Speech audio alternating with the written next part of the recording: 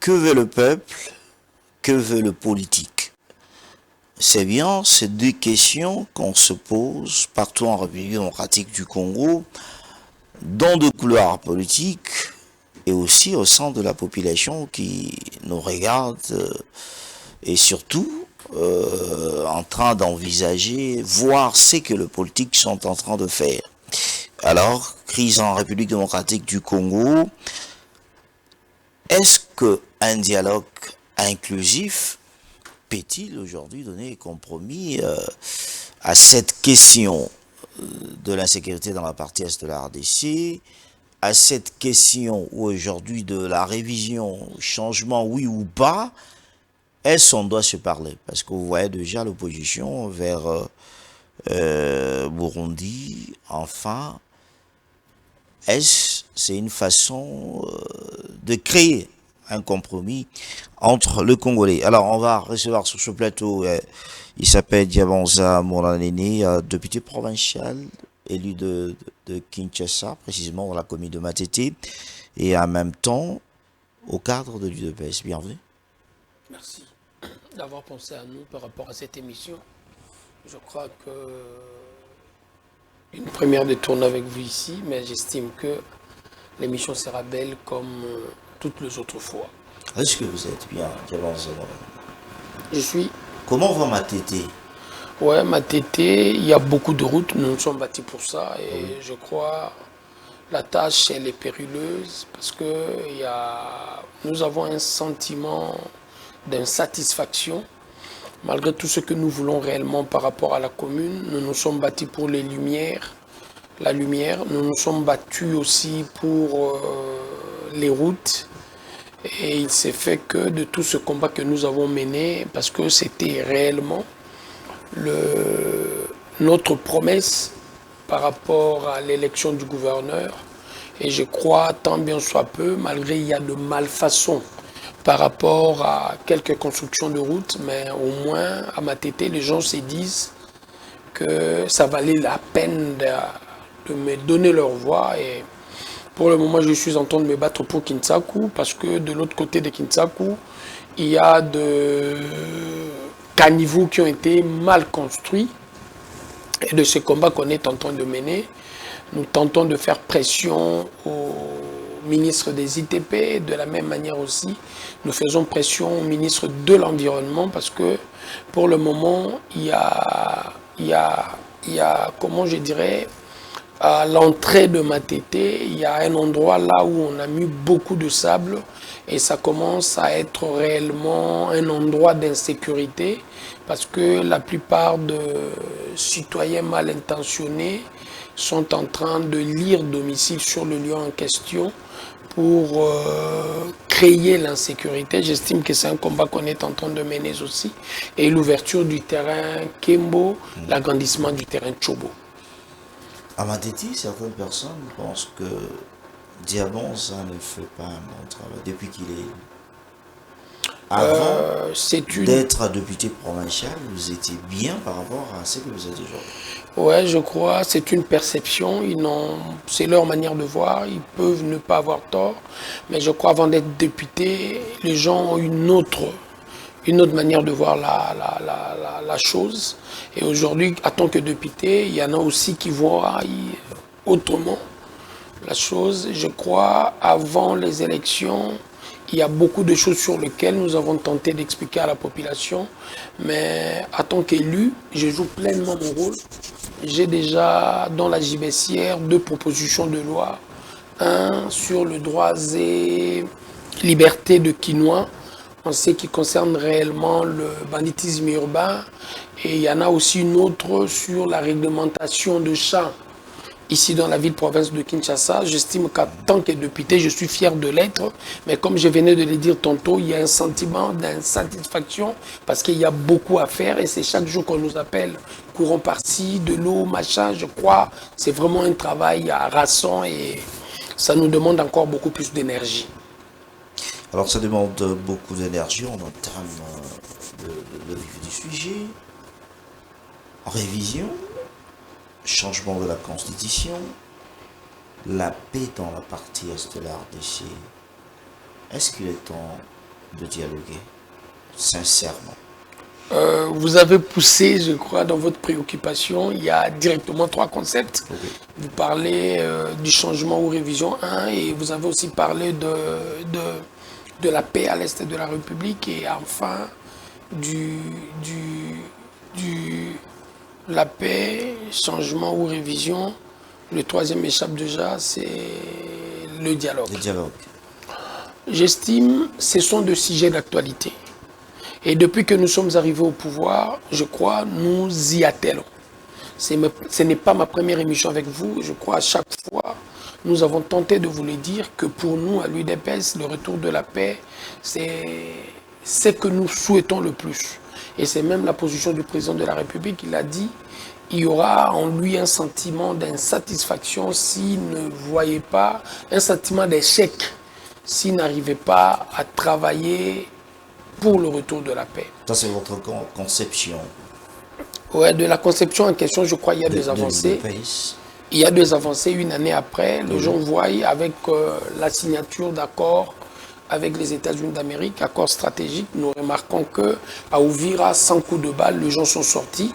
C'est déjà 2 avancées significatives, mais nous le savons aussi avec le dernier. Mais ça n'avance pas comme promis, cet accord. Oui, il y a 2 éléments qui jouent à notre faveur, parce que vous l'avez vu tous. Aujourd'hui, les derniers rapports des Nations Unies les dit clairement que le FDLR ne constitue à aucun moment un danger pour le Rwanda. Et c'est le Rwanda qui pille les richesses ici chez nous. Et dans la stratégie, ils veulent assez qu'ils puissent avancer, changer la dénomination de la FCM 23 et donner réellement la tête, la coordination de l'action terroriste entre les mains d'un ancien président qui est Kabila. Donc j'estime que de tout ça, nous comprenons qu'il y a 2 avancées. Si de l'autre côté, ils ont tendance à changer de stratégie, c'est parce qu'ils comprennent qu'ils sont en difficulté. Et de l'accord de paix, de cet accord stratégique, et de l'autre côté de l'accord de paix avec le Rwanda, j'estime que ce sont des avancées à caractère diplomatique qui prouvent à suffisance que de tous les prédécesseurs du président, aucun d'entre eux n'a eu l'ingéniosité de comprendre que l'essentiel de la guerre était économique et de cette guerre économique, il fallait négocier avec des puissances qui peuvent essentiellement s'impliquer à fond pour besoin de la cause de leurs intérêts économiques.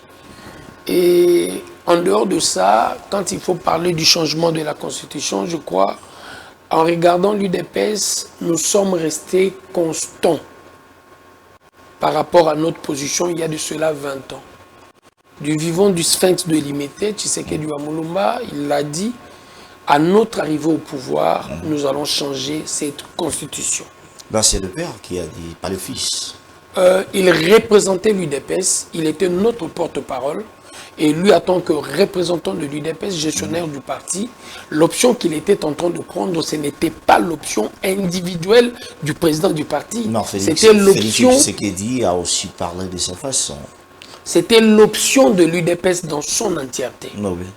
C'était l'option de l'UDPS, la position de l'UDPS dans son entièreté. Et de cette position en question, aujourd'hui, nous sommes en train de la défendre. Nous la défendons parce que nous aussi, à cette époque, nous avons adhéré à l'opposition du visionnaire, du sphinx de Limete. Et je crois aujourd'hui, le président Félix, qui était membre du parti, avait la même position que nous, et c'est ce qu'il est en train de faire aujourd'hui. Il défend cette position. Mais il y a une vidéo qui a trop circulé, où il s'opposait aussi au changement de la Constitution. Même le président Tshisekedi s'est opposé au changement de la Constitution vers les années 2016. Parce que là, c'était tout autre chose. Qu'a-t-il changé ça, c'était un problème de contexte. Quel était le contexte? Le président Kabila était fin mandat en 2016, il devait nécessairement organiser les élections et c'est à cette époque qu'il a estimé qu'il devait changer la Constitution. Raison pour laquelle l'UDPS nous nous sommes interposés à cette position-là. Mais c'est ce qui s'est passé aujourd'hui. Non, aujourd'hui c'est tout à fait différent. On n'est pas fait mandat. Il nous reste 2 ans ou 3 ans. Et c'est pendant ce moment-là qu'on est en train de faire un débat du changement de la Constitution. Il reste que 2 ans. Nous ne sommes pas en 2028. Nous ne sommes pas en 2028. Là, il devait nécessairement organiser les élections. C'était déjà à la fin de son mandat. Il était à la fin de son mandat. Donc c'était en 2016. En 2015, le président Kabila a tenté de modifier la loi électorale, conditionner l'organisation des élections par rapport au recensement. Nous n'étions pas d'accord avec ça. Mais nous avons défendu le recensement en 2006. Ce n'est pas pour autant, nous sommes, comment je dirais, nous sommes inconstants. C'est tout simplement que nous gardons la même position, mais nous comprenons que vous êtes en train d'utiliser une position qui est la défense de l'UDPS par rapport à une stratégie de se maintenir au pouvoir. Il y a une certaine différence. C'est-à-dire aujourd'hui, vous considérez pour vous il y a une différence, il faut y aller. Et quel est le contexte Qui est ces Congolais ont vu, connu, qui n'a en aucun moment, ici en République démocratique du Congo, à une époque, à une certaine des époques de notre vie politique, tenté de proposer le changement de la Constitution. Je peux vous en citer. Lequel? Faïlou, oui. Il a proposé. En quelle année? 2018. Non, 2019. Il a parlé de changement de la Constitution. Il a dit ceci. Oui. Quand nous avons réellement quitté la Mouka, nous, pour créer Cash, ils ont eu une réunion, le président Bemba, le président Moïse Katumbi, le président Faïlou, où ils étaient en train de dire ceci. Suis-moi, très bien. Oui. Président Faïlou proposé comme président de la Mouka, candidat à la présidence de la RDC, et il était en train de proposer, aussitôt arrivé au pouvoir, 2 ans après, il va organiser les élections. Quand Faïlou sera comme président. Président de la République. Oui. Et il allait le faire sur quelle base? Si ce n'est pas le changement de la Constitution, parce que le mandat du président de la République, c'est dans l'article 220, 5 ans, une fois renouvelable. Et il fallait nécessairement bouger la Constitution pour que dans les 2 ans qui suivent son mandat, il puisse organiser les élections. C'était sa position à lui, la position du président Moïse Katumbi, la position du président Bemba et la position du président, je crois, Matungulu. Mais pourquoi aujourd'hui il s'oppose? C'est tout à fait normal, c'est lié à leurs intérêts. Aussi... Et j'estime que ils sont favorables, mais ils tiennent à un dialogue. Ils sont favorables. Favorables au changement de la Constitution. Mais ils organisent des événements, de manifestations. Ils tiennent à un dialogue. Ce qu'ils veulent le plus... Là, c'est vous qui le dites. Hein. Ce qu'ils veulent le plus, c'est un dialogue. Et un dialogue parce qu'ils se disent, nous connaissons les visées par rapport au dialogue. Ce qu'ils veulent, c'est leur positionnement politique. Parce qu'ils sont en difficulté. Depuis 2019 jusqu'à ce jour, si vous suivez réellement l'histoire politique de notre pays, le président Martin Faïlou n'a pas été capable de faire le bon diagnostic du contexte politique de la République. À chaque fois qu'il était en train de poser un acte, il était en marge de la réalité et de la vérité de la dynamique politique. Raison pour laquelle cette fois-ci, il estime, pour rejoindre la dynamique politique, il est important pour lui qu'il y ait un dialogue. Il s'est mis à proposer le dialogue depuis 2019. Et ça circule sur le réseau. Cholet parle du dialogue. Faïlou parle du dialogue. Moïse parle du dialogue. Eux tous ne veulent que le dialogue. Ils tiennent au dialogue parce que se positionner dans la sphère politique de la République. Mais qui vous a dit qu'ils veulent se positionner au moment où eux disent ils veulent le départ de Tshisekedi? Mais comment est-ce que vous pouvez réellement... il doit respecter. Vous dites qu'ils sont pour la Constitution. Mais comment, à chaque fois ils organisent des manifestations, ils attaquent le pouvoir Tshisekedi? Dernièrement, ils ont dit même d'aller visiter le bureau du chef. Ouais, je comprends. C'est la raison pour laquelle nous avons l'habitude, nous, de comprendre que l'opposition est à péter. Même dans la réflexion. Cette opposition que vous avez décriée en envoyant la force hypocrite. Hein. Bah non, vous savez que c'était avec du théâtre. La police pour l'air déranger. Vous savez que c'était du théâtre. 7 jours après, ils ont parlé les gens sont blessés. Vous parlez de théâtre. S'il vous plaît, mon frère, ils ont parlé des 100 morts. Ils ont revu à la baisse 10 morts. Et après, c'était je crois, un mort. Hein. 2 morts. Deux morts. Selon la Senco. 2 morts. La Senco en a parlé d'un mort, je crois, la Senco. Oui. Et j'estime quelque part aujourd'hui, jusqu'à ce jour, vous êtes journaliste d'investigation, nulle part vous avez vu quelqu'un aller enterrer un militant qui a perdu la vie lors de ces manifestations. Nous avons vu ici M. Kabound tenter de faire son théâtre, quelqu'un qui est mort de la maladie chez lui comme sentinelle, voulant faire croire à l'opinion nationale et internationale que c'était un de militants. Et vous avez vu ici dans la ville-province de Kinshasa, M. Fayoulou qui se disait blessé. Le même jour, on ne voyait pas la plaie. Et le jour suivant, je ne sais pas s'il s'est ouvert la tête avec une lame de rasoir. Et puis après, vous avez vu ici M. Sessang à nous dire qu'il était touché par une balle. Lors de son voyage, il n'avait même plus de béquilles. On a compris directement que c'était du théâtre. Et nous avons vécu réellement un théâtre ici chez nous, où l'ensemble de leaders politiques sur le lieu de l'action, protégés par leurs militants sans égratignure, mais eux avec de coups de blessures, eux tous, sans exception, en dehors de épingles, je crois, c'est du théâtre. Et de ce théâtre, de la même manière, lorsqu'ils étaient en train de réfléchir, c'est la raison pour laquelle je vous dis, opposition et appétit, de la réflexion, de l'activité qu'ils étaient en train de programmer durant ce mois de juillet, dans l'objectif, ils veulent la démission du président de la République. Et s'il faut parler de la démission du président de la République... raison. Et s'il faut parler, c'est la raison pour laquelle, laisse-moi terminer mon idée. Allons-y. Opposition a pété parce qu'ils sont dans l'incapable de réfléchir en restant cohérents. S'il faut parler de la démission du président, la Constitution est claire. C'est lui qui est censé organiser les élections et jouer l'intérim. C'est le président du Sénat. Dans les 3 mois qui suivent, il doit nécessairement organiser les élections.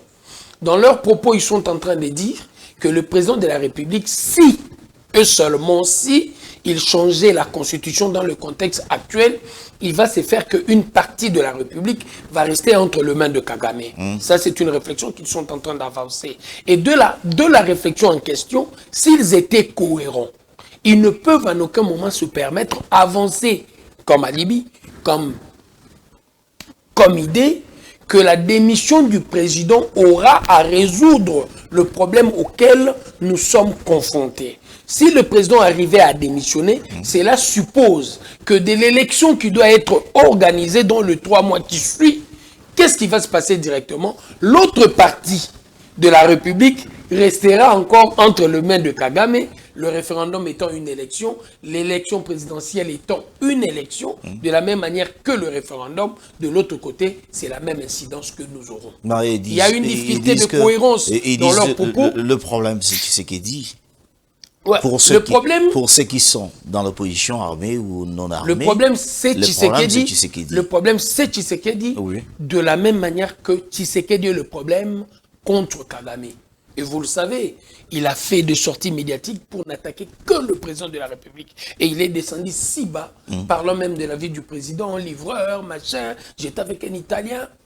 Il est en difficulté, le monsieur. Et de la difficulté en question, ici, ces valets, s'il faut les appeler comme il le faut, ces chiens, tentent tant bien soit peu de faire mal à la République au nom de l'intérêt de Kagame. Et nous le voyons. La FCM 23, comme je venais de le dire tantôt, d'ici peu, ça va changer de dénomination. Selon les rapports des Nations Unies, il y a des acquittons qui veulent assez que la dénomination change et que désormais ça soit porté par le président, l'ex-président de la République, M. Kabila. Nous comprenons directement que eux tous doivent nécessairement indexer le président de la République pour répondre à l'intérêt supérieur de leur mentor qui est Kagame. Est-ce que vous ne pensez pas que dans un pays comme le nôtre, nous devrions aussi avoir une opposition? Nous en avons besoin. Mais qui te dit que nous n'avons pas besoin de l'opposition? Vous voulez justement dire que cette opposition de Fayoulou et les autres sont pour le changement, malgré tout ce qu'ils sont en train de faire. Mais bien sûr. Au moment où ils vous disent, qu'est-ce qui me le fait vous dire? changez la Constitution pour quelle raison? Qu'est-ce qui me le fait dire? Qu'est-ce qui me le fait dire? Les faits antérieurs posés par chacun d'entre eux. Je ne les dis pas en l'air. Je vous ai donné de faits. Essayez de me contredire par rapport aux faits. En 2018, 2019, lorsqu'il était réellement candidat, 2018, lorsqu'il était réellement candidat de la Mouka, il a proposé, lui, que dans les 2 ans qui suivaient, il va nécessairement organiser les élections. Et il n'a été contredit par aucun membre de la Mouka. Ça, c'est une évidence. Et de cette évidence, comment tu peux te permettre de dire aujourd'hui? Parce que nous gardons notre position il y a de cela 20 ans. Et lui, c'est une position de 2018. Il n'y a que de cela 8 ans. Et si c'est un politique constant, il devait nécessairement garder la même position. Moi, je ne suis pas enrôlé en 2006, hein, pour votre gouvernement. Je ne suis pas enrôlé en 2006. Pourquoi? Et j'avais cette position, c'était la position de mon parti. On a refusé de participer aux élections, que ce soit le référendum de 2006, que ce soit les élections de 2006. Parce que dans notre position, nous étions en train d'estimer à l'époque que les élections, c'est la loi du nombre. Ça devait réellement commencer par le recensement. Ce qui a été notre position, c'est ce que nous étions en train de défendre. Et aujourd'hui aussi, je crois, 20 ans après, on a cette position d'estimer que nous qui avons réellement bâti campagne contre la constitution actuelle, nous étions pour le boycott. Nous gardons cette même position et les Sphinx étaient en train de les dire que de cette position qui était la nôtre, nous devons nécessairement changer cette constitution quand nous serons au pouvoir. Et je crois, dans le pays sérieux, nous devrions réellement être respectés pour cette constance qui est la nôtre. Alors, une question directe, vous allez changer la constitution pour quelle raison? Il y a réellement beaucoup de raisons, parce qu'en premier lieu, le contexte dans lequel la Constitution est venue à l'existence. Parce qu'on voit plusieurs personnes dans des télévisions, nous voulons changer, mais cette contenu est vide, le changement de la Constitution. Beaucoup des acteurs politiques, je dirais pas majeurs, beaucoup des acteurs politiques actuels n'ont pas été dans le feu de l'action de 2002 en 2006. Moi, personnellement, j'y étais. Et je sais quand nous étions en train de parler de ce combat, et à l'époque, même en 2006, nous étions en train d'être contre le référendum, parce que déjà, le contexte dans lequel cette constitution était appelée à l'existence, il n'y a pas eu un débat de société. Le seul débat de société que nous avons connu, nous, c'est en 92. Et en 92, il y a eu ce débat qui a permis aux Congolais de discuter et de lever des options majeures. Et la conférence nationale nous a permis réellement de discuter sur les détails de notre destinée. Et depuis jusqu'à ce jour, il n'y a jamais eu un débat pareil. Et j'estime, aujourd'hui, il y a une opportunité. Les Congolais doivent discuter de leur destinée. Et du débat en question, même le Sango, qui sont nos pères religieux, à une certaine époque, il n'y a pas longtemps de cela, je crois 4 ans ou 5 ans, ils étaient en train de proposer un pacte social. De ce pacte social, ils estimaient aussi qu'il devait y avoir un débat à caractère national, et de ce débat, nous aurons à lever les options de la destinée de la République. Je crois que vous êtes informés quant à ce, mais j'estime que ce débat n'a jamais été au rendez-vous. Et ces débats aujourd'hui, la Constitution nous donne cette opportunité. De faire quoi? De faire un débat à caractère national par rapport à notre destinée. Nous qui sommes favorables au changement, il y a de ceux-là qui ne sont pas favorables. Il doit y avoir un débat de fond. Quant à ceux, nous faire voir les raisons par rapport aux articles où eux estiment que nous ne pouvons pas changer et nous aurons la possibilité de leur faire voir. Et par rapport à cela, pour chuter directement à votre question, moi je suis d'avis que le régime au Congo doit devenir nécessairement un régime présidentiel. Ça signifie? Le régime présidentiel, c'est clair. Je ne parle pas d'un régime mais là, ça ne demande pas. Un régime présidentiel. Ça ne demande pas le changement. Ça demande le changement, c'est l'article 220. La forme républicaine de l'État. L'article 220. Donc c'est dans l'article 220 que nous devons réellement faire allusion par rapport au régime. 5 ans de mandat, c'est l'article 220. Et quand il faut parler aussi du régime présidentiel, parce que le régime jusque-là, c'est un régime semi-présidentiel, parlementaire pratiquement.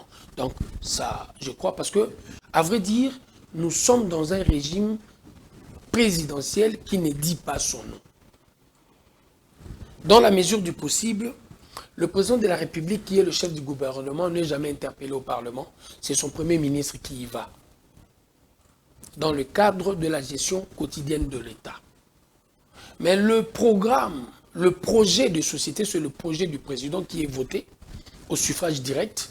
Et le programme, c'est le programme du Premier ministre qui doit être adapté au projet du président de la République.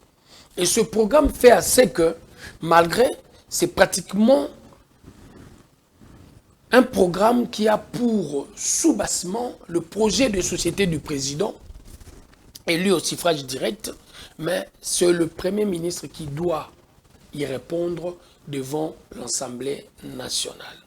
Et pour nous, nous estimons comme en 2002, quand nous étions réellement à Sun City, la position du Sphinx de l'IMT, c'était déjà de voir la chose dans la logique d'un régime présidentiel. Et ça a été aussi notre position, il y a de cela belle lurette.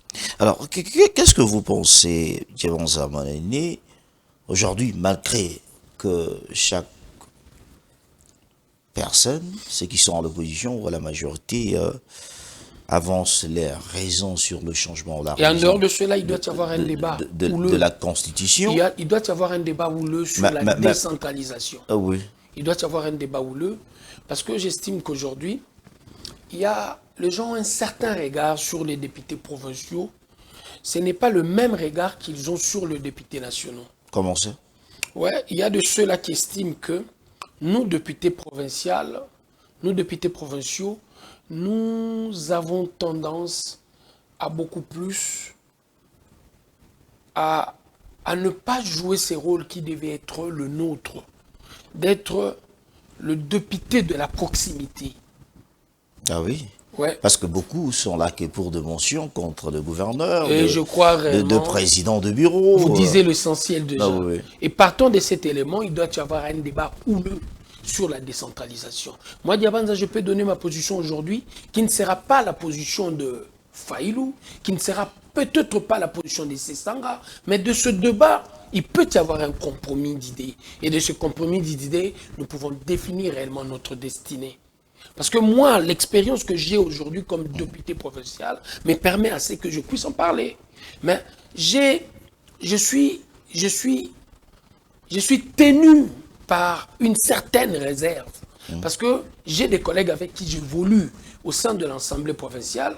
Et aujourd'hui, même au moment où je vous parle, il y a la COPAP. Donc, une conférence de présidents des assemblées provinciaux, des assemblées provinciales. De cette conférence, il y a une certaine réflexion qu'ils veulent nécessairement dégager.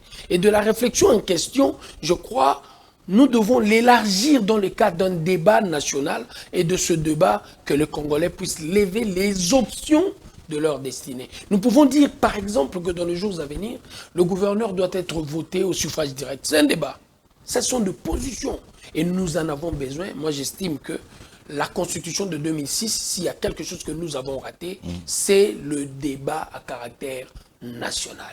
Parce que le président Kabila a estimé que l'intérêt prioritaire pour lui, et il a l'habitude de le dire, c'est sa Constitution à lui. L'intérêt prioritaire pour lui, c'était le mandat électif qu'il devait nécessairement avoir en 2006. Est-ce que ça sera facile de le faire?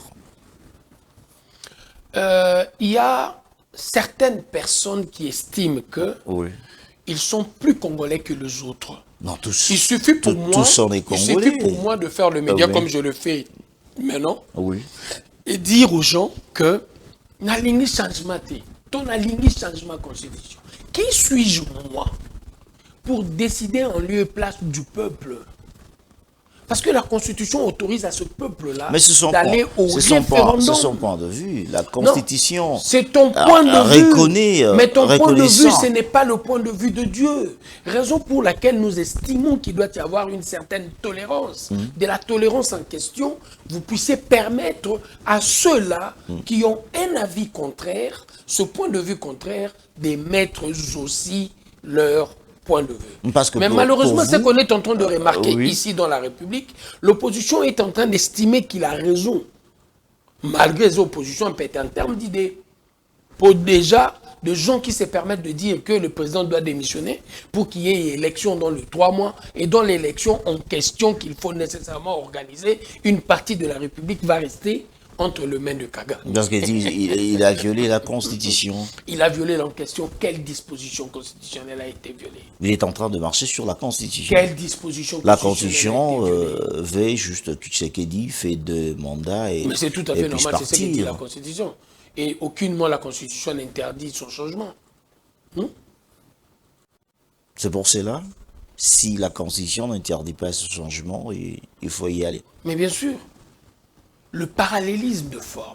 Référendum, il y a eu cette constitution. Référendum, on peut la dégager. Parce que ce qui est bel et bien vrai, je suis des scientifiques de foi qui sont en train de dire sur le plateau de télé, aucune constitution, à Tchakani Nae. Mon frère, c'est clair. On ne vote pas la nouvelle constitution. On ne vote pas l'ancienne constitution.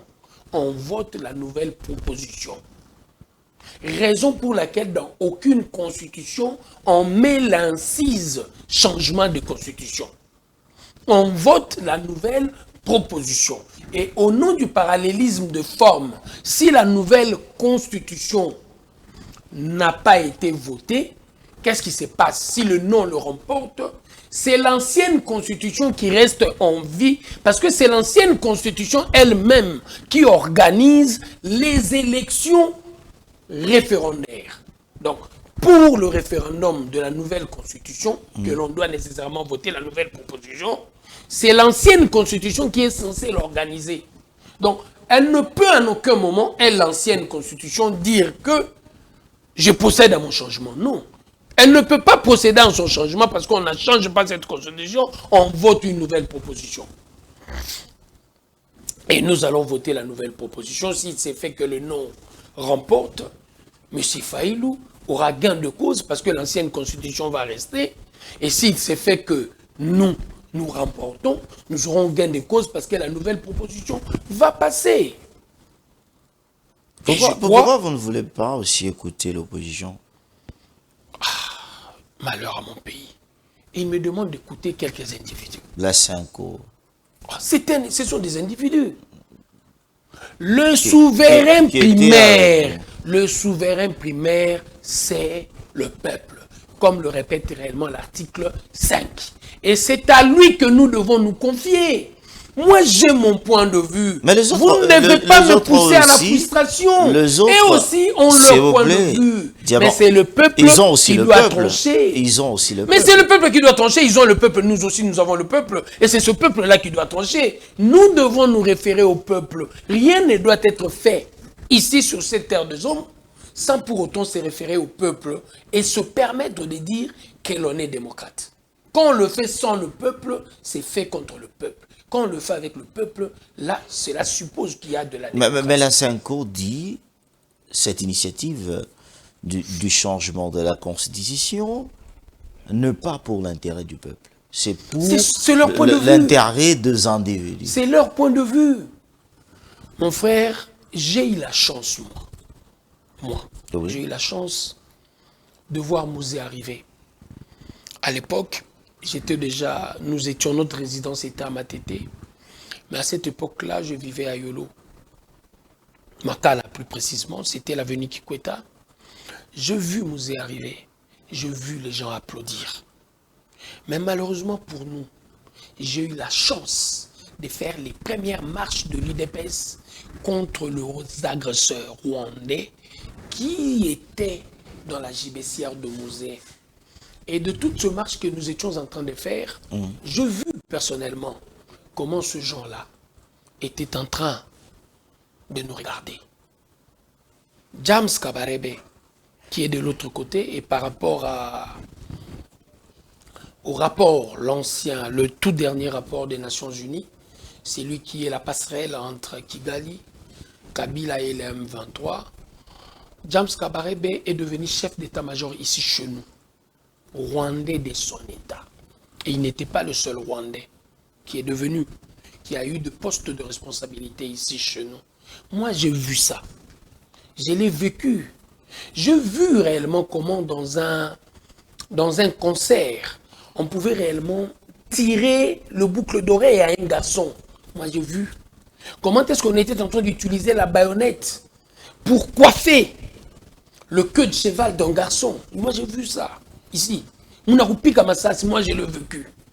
Mon frère, mais de tout ce que nous avons réellement vécu, j'estime que on a connu Mobutu, de l'agression, il a été emporté, parce qu'on en avait marre, nous, le peuple.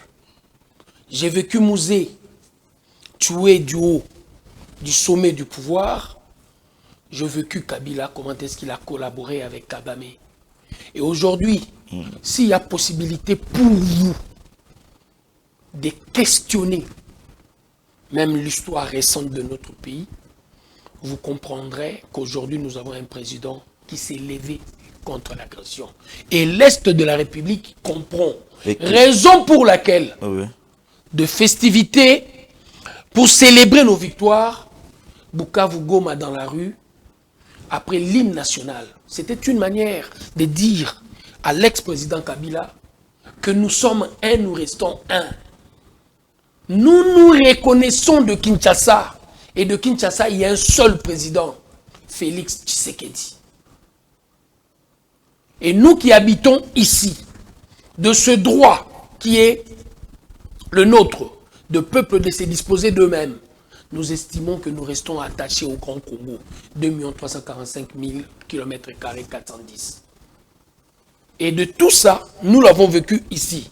Et ce président qui est en train de s'élever pour l'intérêt de la République, il a circulé le monde. Nous étions ici. Une fois dans vos plateaux, j'ai vu les gens dire. Il y a un Fatih Airways, Bitambla Tambla. Mais aujourd'hui, qui n'a pas compris de tout ce voyage, c'était parce que nous puissions avoir cet accord qui nous a permis au moins de récupérer Ouvira sans coup de balle. De ce combat que nous sommes en train de mener, il aurait été logique de voir Faïlou, de voir Sessanga adhérer au leadership du président au nom de l'intérêt du souverain primaire. Mais malheureusement... Avec quelle gestion? Malheureusement. Mais s'il faut parler de la gestion, essayons d'en parler, mon frère. Qui a géré mieux que le président Félix? La gratuité, c'est une disposition constitutionnelle. Article 43. La première personne en tant que chef d'État qui tente de l'appliquer, c'est le président Félix. Son prédécesseur n'a jamais été capable de le faire. Quelle qualité d'enseignement? La qualité, c'est un autre débat. Mais de cette qualité, s'il faut en parler, elle n'est pas aussi basse que la qualité supposée avant gratuité de l'enseignement. Tu comprends? Gratuité de la maternité.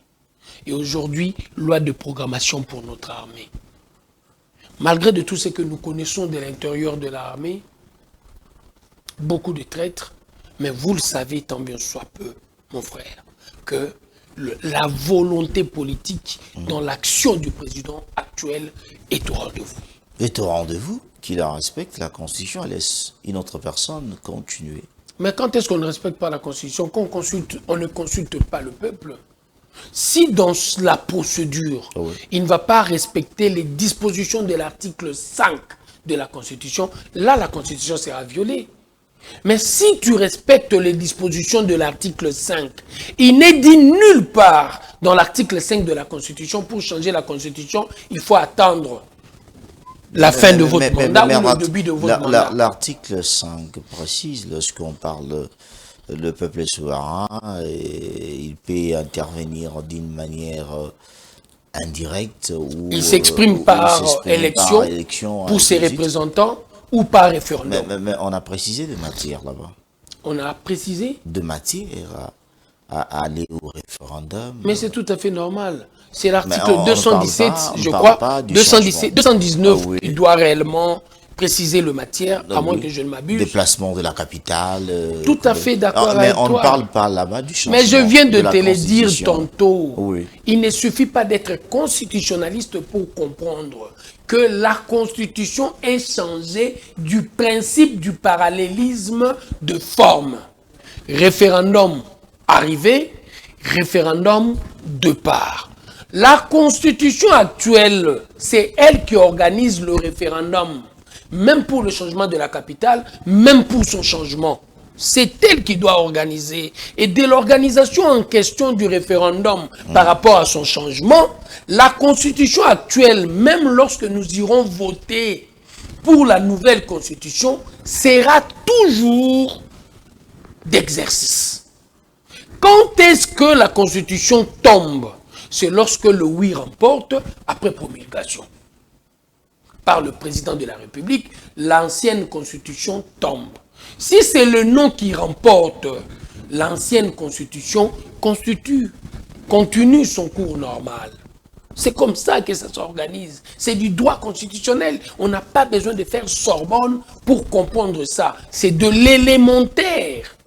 Parallélisme de forme, l'ancienne constitution sera toujours en vie pendant que nous sommes en train de voter la nouvelle proposition. Parce que beaucoup pensent que vous avez oublié la guerre dans la partie Est, vous avez oublié les élections, vous vous éternisez sur le changement de la constitution afin de donner à Tshisekedi une autre république, la 4e. De Mobutu, oui.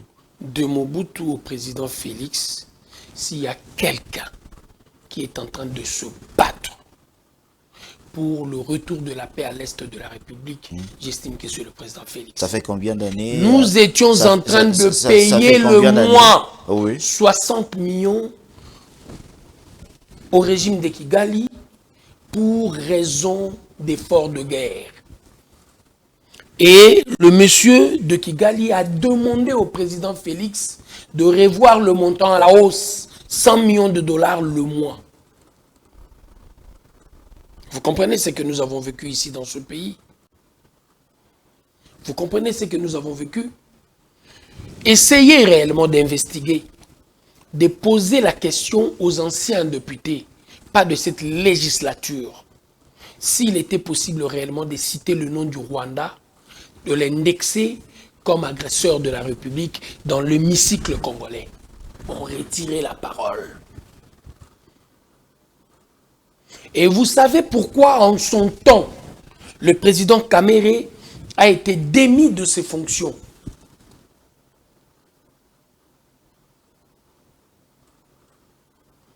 Il y a des éléments, il y a des faits qui parlent.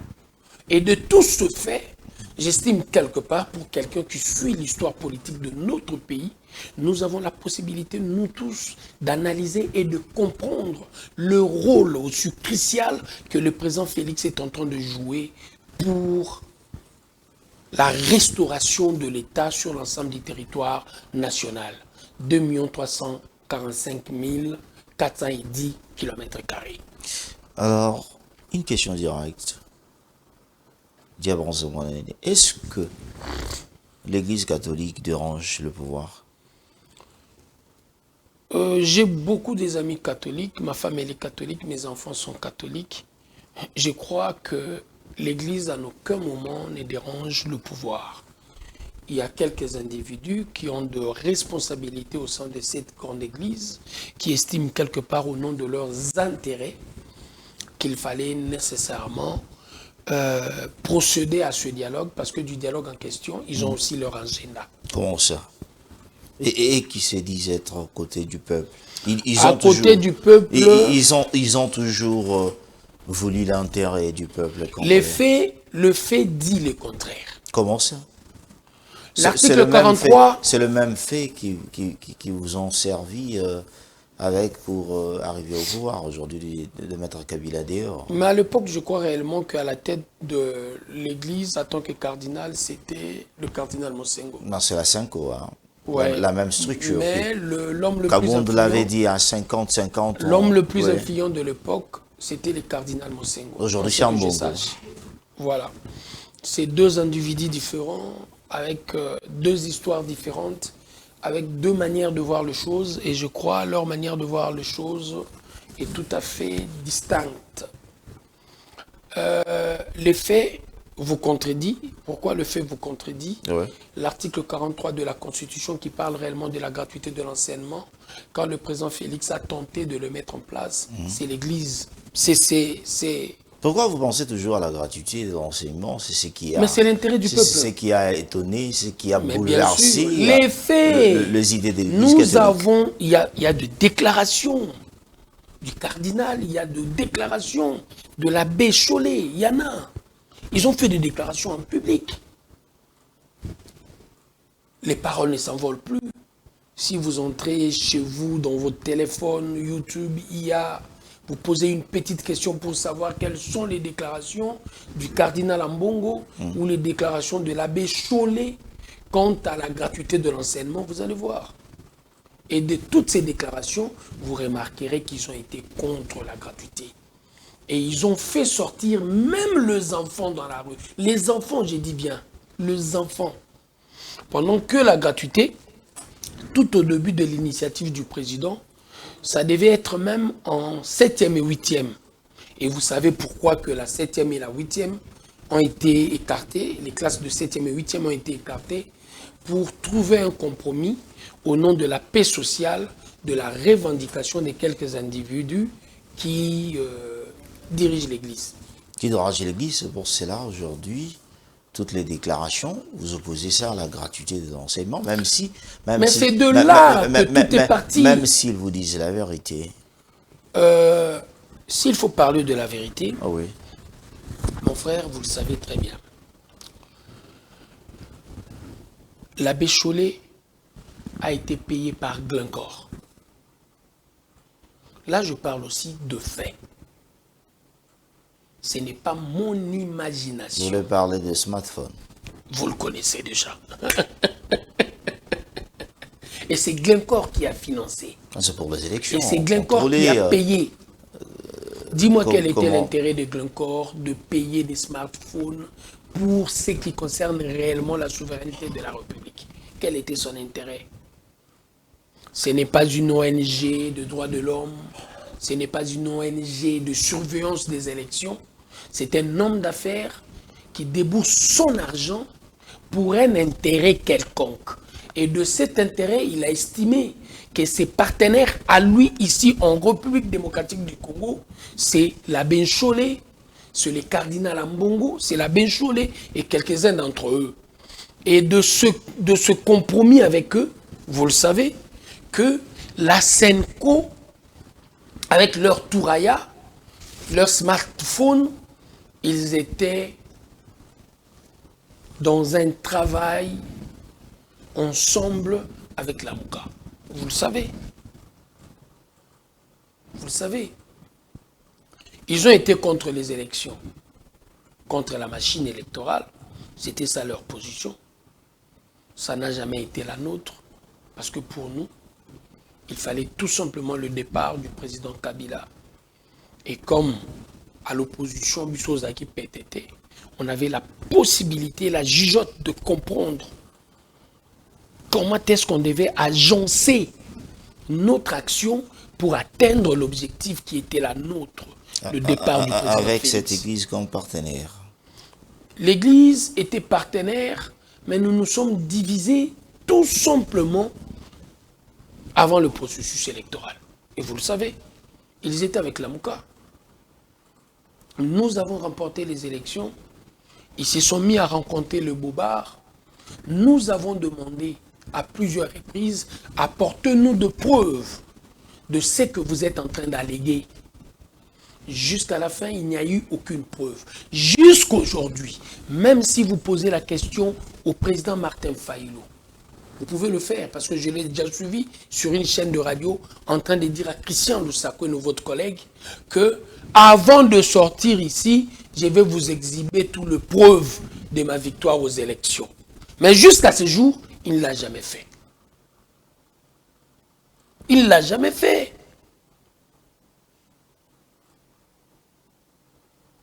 Et après cela, c'était la gratuité. Nous avons des informations. Il y a eu réunion à Kingakati. où le président Kabila était en train de dire à ses pairs, si la gratuité marche, c'est fini pour nous. Vous devez vous arranger. Et c'est pour cela ils font toutes les choses qui créent aujourd'hui déclaration contre le pouvoir. Et après cette réunion, je crois que vous avez suivi, ils étaient de l'autre côté de Mpoué-la-Lodge.